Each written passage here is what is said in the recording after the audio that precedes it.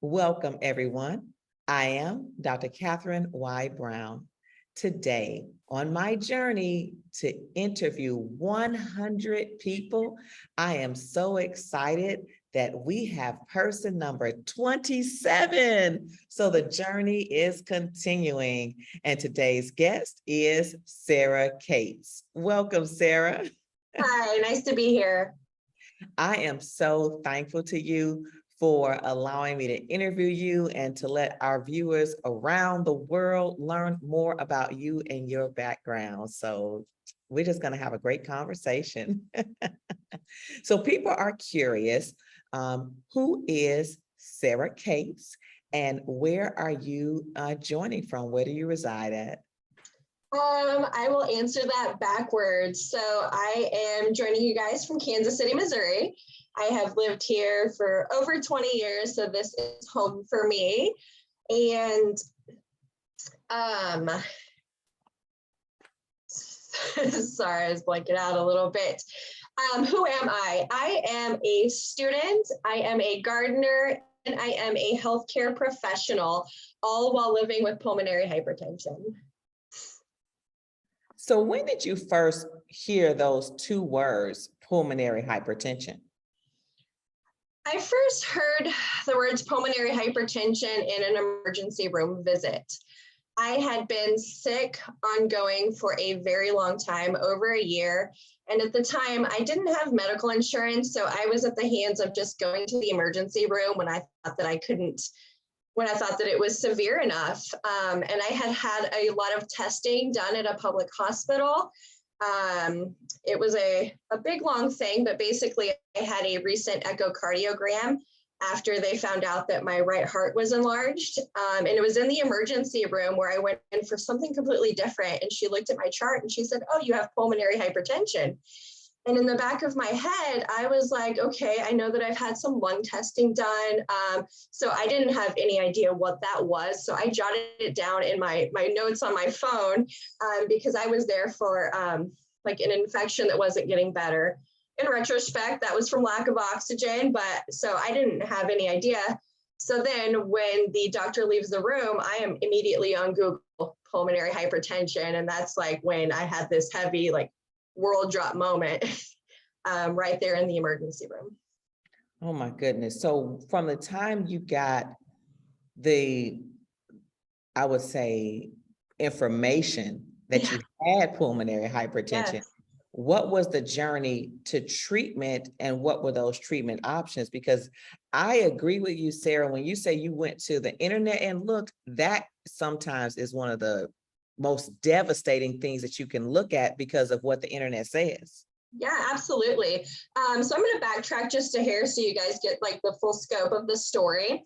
So my first pulmonary hypertension noticeable sign, looking back in retrospect, I would walk a flight of stairs and have an extremely racing heartbeat. And at the time I was like, okay, maybe I need to work out. I'm busy. I didn't think a whole lot of it. And that was in 2014. So over the next year or so, I got really sick. I had pneumonia. I was had this cough that developed, and then I just kept going to the emergency room, and they would give me antibiotics and an inhaler, and and tell me to seek treatment, and to lose weight. And I just kept doing that, and I wasn't getting better, and I was progressively getting sick. Over the course of that year, I started to, like, my skin would break out really bad. I would have blue fingers and blue nails. I got even to the point where I was having passing out spells. And so I just kept going and going to the emergency room. And then finally they were like, "Hey, we see that you're here a lot. You're having some problems. Let's send you to our pulmonary doctor." And I was like, "Great, let me get in there." The first visit, he did the same thing. He was like, "Hey, you probably have asthma. Here's some COPD." They put me on like Symbicort and inhaler, and I was really defeated. By the next appointment, though, I was really sick. I could barely get in there, and my face had completely broken out with acne and everything. And so at that point, that is when they looked at my scans from the emergency room. They pulled up the x-ray of my lungs, and the doctor immediately noticed. He was like, "Hey, the right side of your heart is severely enlarged." And then as they were going through the notes, they realized that I had chronically low oxygen levels. I'm not going to go into how I feel about how long it took for them to notice that. But at that point, he was like, let's get you down for an echocardiogram. And I did that. So I went however long later, it's been quite a few years ago, and did the echocardiogram. The unfortunate part about that is no one contacted me after that until I got to the emergency room and they were looking at my chart. And that's when I found out I had pulmonary hypertension. So at that point, that very next visit, I was like, hey, I have this, I have questions, what is this? That doctor at the public hospital basically told me that I was in right-sided heart failure, I had cor pulmonale, and that it was a rare disease that required specialized treatment and they could not treat me. And I didn't have insurance at the time, so they actually found a company that would gift me the oxygen that I needed until I was able to get things rolling with state insurance. So I went home that day on oxygen with no idea of how I was going to be treated and knowing that I had this disease that was potentially fatal. The doctor and the nurse there at the office was like, this is a rare disease, it's very critical, 5-year lifespan, you probably should make arrangements for your son, kind of thing. I got really depressed. I had to quit my job. I was a full-time student. I had to switch to online classes because I just had to, and then I started the process of getting insurance. So I applied for state and all of that. In that time, though, with that devastating diagnosis and lack of support and resources, I gained a lot of weight. I thought literally my years are numbered. So I just started eating tacos and burritos and comfort food just because that's just what it was. So my weight ballooned up to about 300 pounds on top of being on oxygen while I was stuck at home, couldn't barely make it 10 or 15 feet without fainting. Finally, I was diagnosed in September. Finally, May of the next year, I got approved for insurance. I found a critical care specialist here in Kansas City. And that first meeting with that specialist, I walked into that room completely defeated. And he closed the door and he sat down. He said, we do not have a time limit here. He said, tell me your story, because I know it took a lot for you to get here. I left that visit with an incredible amount of hope. He said, I'm going to do everything that I need to do to help you. We'll see about getting you off oxygen. He said, but you have to do your part. And I was like, okay, what's my part? He said, you need to lose the weight. The only caveat was I couldn't exercise because my heart was failing. So I love a good challenge. And thank goodness that doctor gave me a hug. He wanted to see pictures of my son. He gave me so much hope. That was in May of 2015. I started immediate treatment of Letairis and ambrisentan, and I was still on the oxygen. So that was May of that year. During the same month, I actually graduated with my associate degree. So it was kind of like this whirlwind little ball of highs and lows emotions. And my grandparents gifted me. I had been looking what I could do to lose weight without exercising. And ultimately that comes down to your diet. So one of my friends in my honor, because I was an honor student, one of my friends in the honors college was like, hey, I have some information that I think might be able to help you. So we met at the library and he gave me all of this information about whole food plant-based diet, juicing, documentaries about growing food. And I took that information and what my doctor said and what I knew from my own studies, and I just went on this journey, this incredible journey. My grandparents gifted me a juicer for graduation, and I started treatment at the same time. So I started juicing fruits and vegetables and getting as much nutrition into my body as I could as I was taking my treatments. And I will say that it has been just an amazing journey since then. Within 6 months of just juicing as much as I could. I did do some juice fasting, but I had to feel how I felt, I couldn't do a set like I'm going to do 10 days or whatever. Yeah. It was all dependent on how my body was feeling. Pulmonary hypertension has really given me the opportunity to listen to my body. So about 6 months after that, in say October-ish, I went back to that pulmonary doctor, and I had lost a significant amount of weight. My heart returned normal size and function. I was able to get off of oxygen, and I had cured sleep apnea. Actually, the sleep apnea was about a year after that. So treatment coupled with lifestyle, and then I was able to start walking. I started walking my neighborhood. I would go around the block. I would go a little further, and then I got a gym membership, and I was able to, do the elliptical and do a little bit of exercising. And eventually, you would be surprised to see where I'm at now. And this has all we're coming up on my 8-year diagnosis date this September. So I was on full-term disability. While I was on disability, I went back to school to study biology because I wanted to know more. I was upset that I didn't understand what was going on with my body. I didn't understand how things worked. Upon diagnosis, I didn't even understand what it meant that my oxygen was low. I had no medical knowledge, and now it's crazy. I actually work in an operating room. I work with the anesthesia team here in Kansas City at a local hospital. But my life has been a whirlwind since then. I jump around a lot.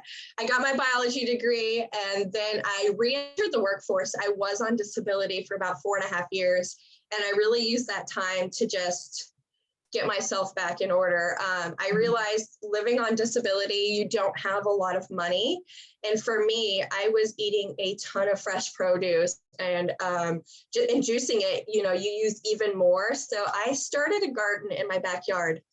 I would go tend the garden in the mornings with my oxygen tank when I had the most energy, do what I could for that day, go rest, and then just repeat day after day after day. Eventually, I had this amazing garden that played a huge role in my recovery. I could go out and pick whatever I wanted to juice for that day and have just fresh, nutritious ingredients on hand. I re-entered the workforce. With my biology degree, I applied at a local hospital. I got an amazing job in the operating room as an anesthesia technician. I've been there for a few years now.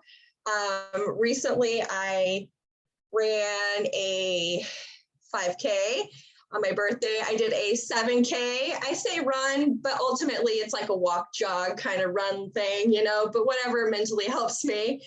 And I still garden. I bought a house. I was able to buy a house and completely provide for my family. And I am starting a food forest in my backyard. And honestly, my mission is to let people know how powerful they are. One person can do so much. Now I know that my journey with pulmonary hypertension is atypical. I know that the things that I did might not help everyone. And that's why I just love being a voice for patients, because I know how hard it is, and I know the struggle and how defeating it is when you can't breathe, when you can't do anything, when you're bedridden. And ultimately, I think that the message I want to share with the world is, quality of life is huge. When I started this journey, I wanted quality of life, regardless of how long my quantity of life was. And I feel that quality of life starts with what you are fueling your body with. Well, Sara, I'm going to tell you, you've answered every question that I would have asked you today. Oh, no. No. So, going back, when I think about the mantra that we have for the Roberta Baines Wheeler Pulmonary Hypertension Awareness Group, we always say awareness, empowerment, and hope together we can make a difference. And to me, I hear your journey in that mantra, right? Yeah. You became aware of Mhm. what was going on, and you took the information, and that visit that you had with that sounds like an amazing provider Top who tier. took time to not only educate you, give you options, but empower you. And from that, it sounds like you got a true sense of hope, and Mhm. you transformed your life, and now you're transforming the community and the world. And so I don't know, I'll throw that to you, but that's what I'm hearing when I think about the mantra. Is that kind of that trajectory? Because it sounds like what you did. Yeah, no, that is, to sum it up very briefly, that is exactly how it played out. Yeah. Yeah.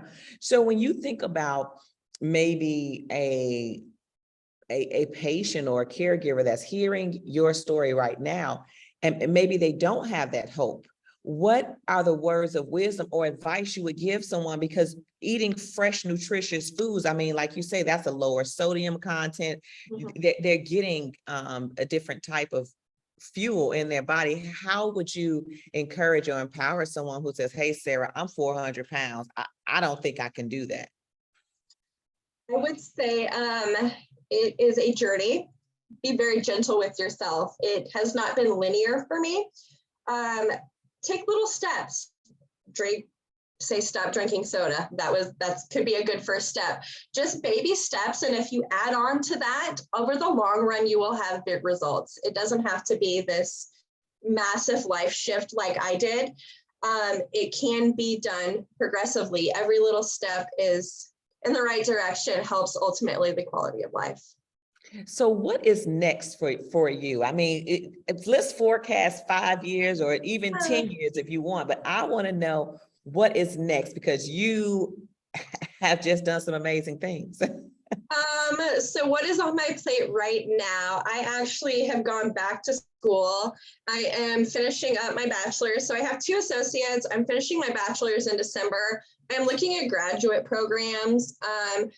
I have so many vast interests. I am looking at 2 different programs, my MPH, my master's in public health.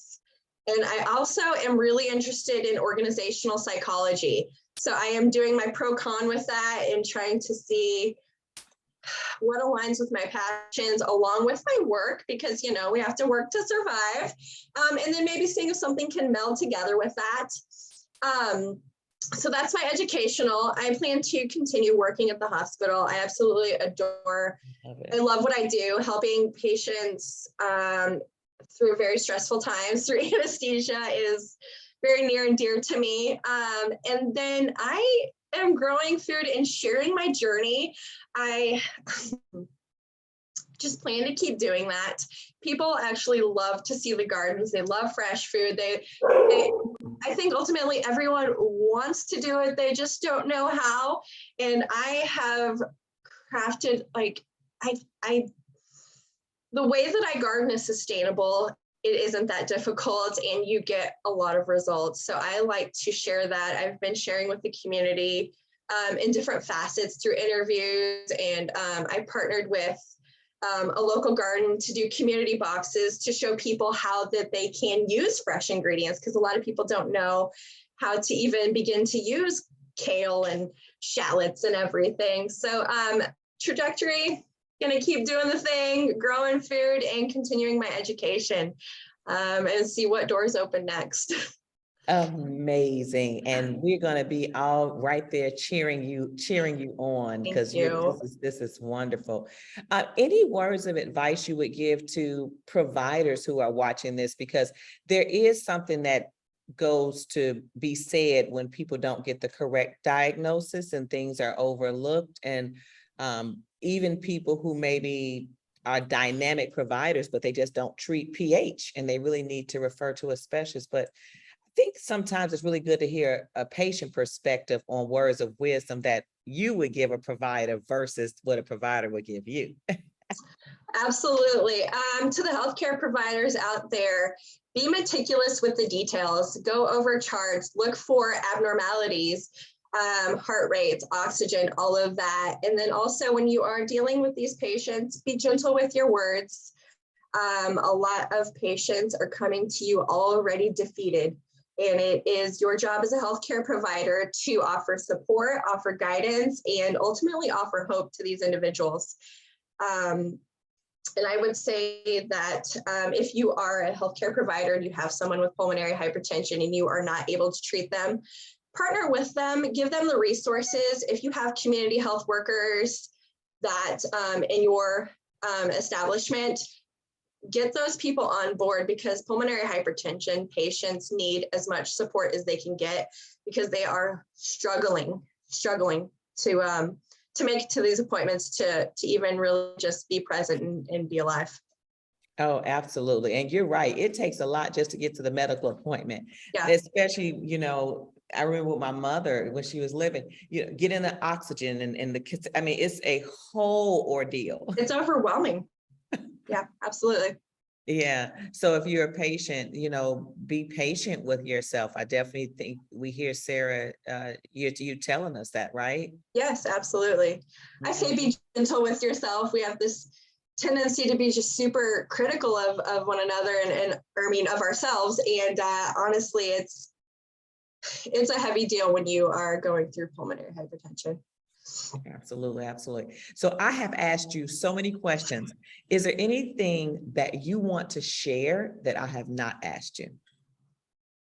Honestly, I think that I have shared every bit of my heart in a brief detail. No, I think that I'm good here.